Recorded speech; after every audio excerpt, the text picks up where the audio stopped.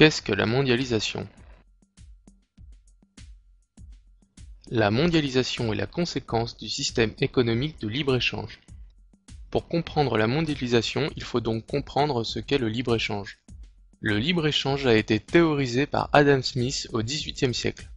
Smith pensait que l'ensemble des intérêts égoïstes mènent à l'intérêt de tous, que les nations n'ont pas intérêt à produire ce qu'elles peuvent acheter moins cher ailleurs, et que pour être efficace, le marché économique doit être le plus large possible. Aujourd'hui, le libre-échange vise à la libre circulation partout sur Terre des biens et marchandises, des capitaux et des êtres humains.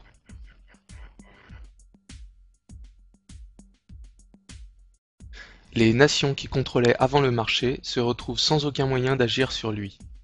C'est donc maintenant le marché qui dicte ses règles, car les nations ont abandonné le contrôle de leurs frontières et le contrôle de leur économie nationale. Le problème, c'est que nous vivons dans un monde dans lequel les nations sont inégales à plusieurs points de vue. Du côté des nations développées, on respecte les travailleurs. On ne fait pas travailler nos enfants, et une certaine solidarité sociale a été mise en place. A contrario, dans les pays non développés, les travailleurs sont très mal payés.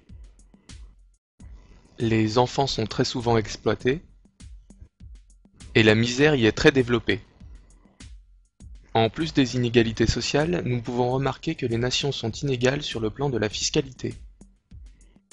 Une nation comme la France met en place des taxes pour financer la structure de l'État.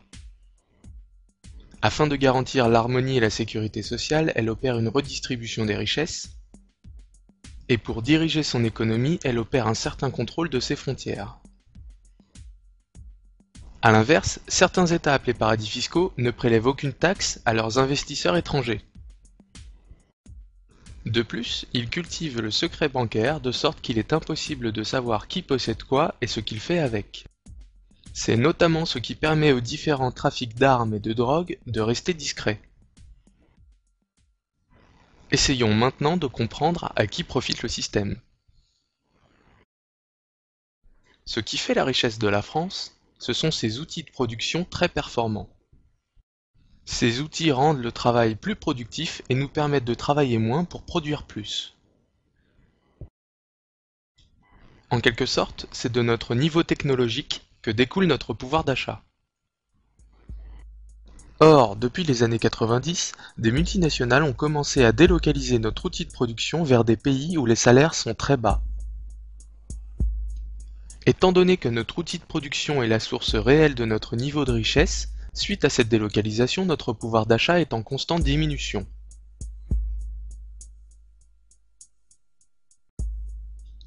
Or, un pays qui produit de moins en moins ne peut continuer à consommer autant, à moins de s'endetter. C'est à ce moment-là que les banques rentrent dans l'équation. Elles prêtent de l'argent aux particuliers pour combler la perte de pouvoir d'achat. Ces crédits à la consommation permettent de continuer d'acheter des produits venant de Chine. Mais ces crédits doivent être remboursés. Et ils sont très chers. On rembourse souvent plusieurs fois la somme empruntée.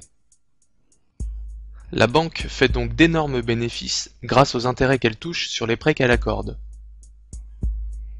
Au fil du temps et des délocalisations, le pouvoir d'achat réel chute alors que le taux d'endettement des ménages augmente pour compenser la perte et représente en quelque sorte un pouvoir d'achat virtuel. Nous rentrons donc dans le cercle vicieux de l'endettement. Revenons maintenant aux multinationales. Nous achetons moins cher des marchandises produites en Chine, ce qui dans un premier temps nous paraît être une bonne affaire.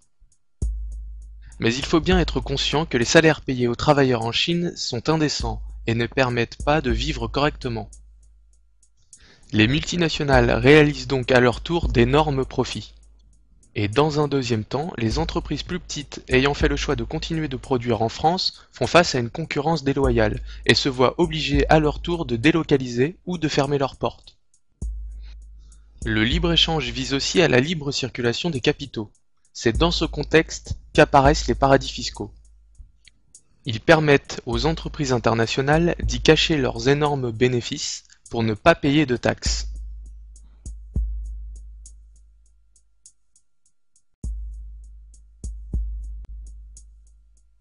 On constate que ce système est mauvais pour le travailleur français, qui perd son emploi et qui à terme perdra ses acquis sociaux, mais aussi pour le travailleur chinois vivant dans une dictature, qui sera maintenu sous contrôle par la force.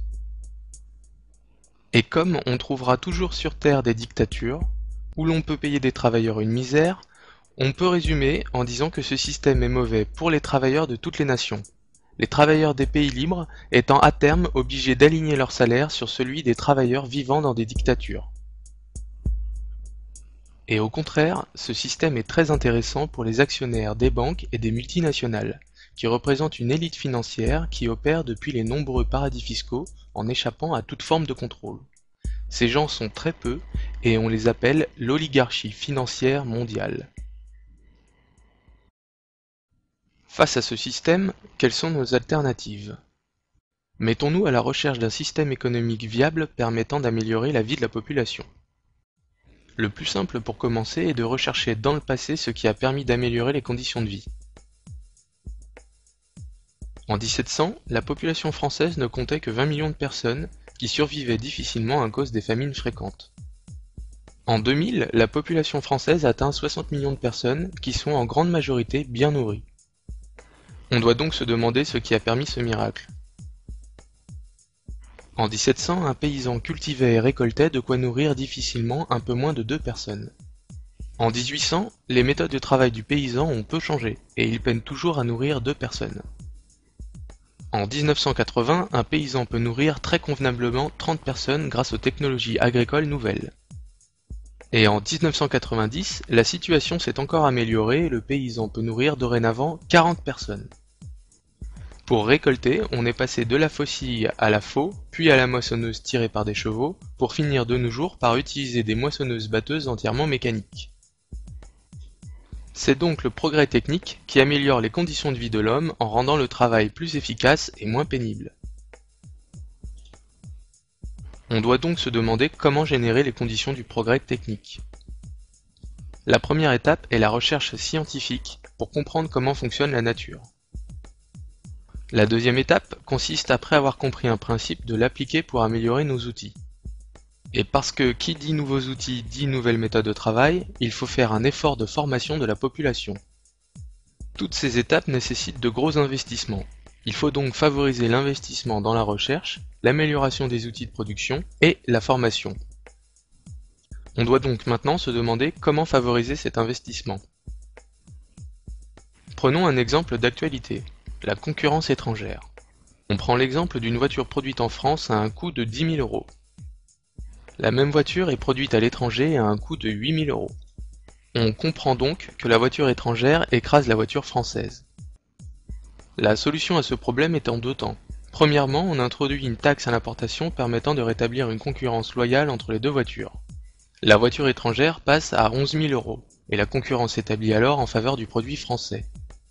Et c'est seulement maintenant qu'il devient possible d'investir dans l'amélioration des usines françaises en introduisant des machines plus efficaces permettant d'effectuer la même tâche en moins de temps avec moins de pénibilité pour l'ouvrier. On augmente ainsi le nombre de voitures produites, ce qui a pour effet de réduire le prix de la voiture française à 7 000 €. On pourra ensuite retirer les taxes à l'importation.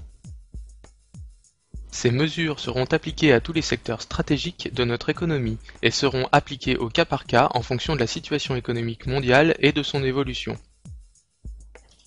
On peut résumer cette approche de l'économie en la comparant au système actuel. Pour faire baisser les prix, il existe deux façons de faire. On peut baisser les salaires en mettant en concurrence le producteur français et le producteur chinois. L'opération est bonne pour le consommateur, mais pas pour le producteur. Le problème, c'est que la plupart des gens sont à la fois consommateurs et producteurs. La deuxième solution consiste à faire augmenter la productivité du travail. C'est-à-dire qu'on augmente le nombre de richesses générées par un travailleur avec le même temps de travail, ce qui fait mécaniquement baisser le prix des produits. Tout le monde est gagnant. Le producteur conserve son emploi, et le consommateur a à disposition des produits à un prix moins important. Le premier système est le système économique de libre-échange, où la concurrence entre travailleurs de tous les pays est mise en place et qui bénéficie seulement à une élite financière mondiale. Le deuxième système, qui est beaucoup moins connu, est le système d'économie physique.